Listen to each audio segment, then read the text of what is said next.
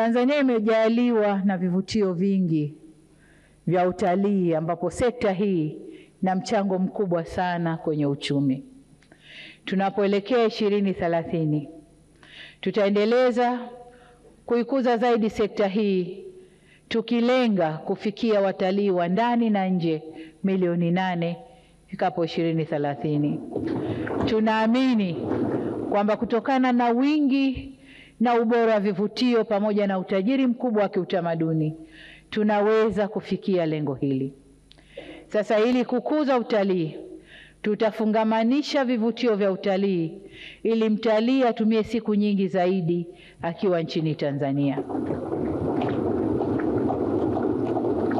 Vile vile tutaboresha vyuo vyetu vya utalii na ukarimu kwa kuongeza idadi ya watoa huduma wenye weledi katika fani zote kwenye sekta hii ya utalii na ukarimu.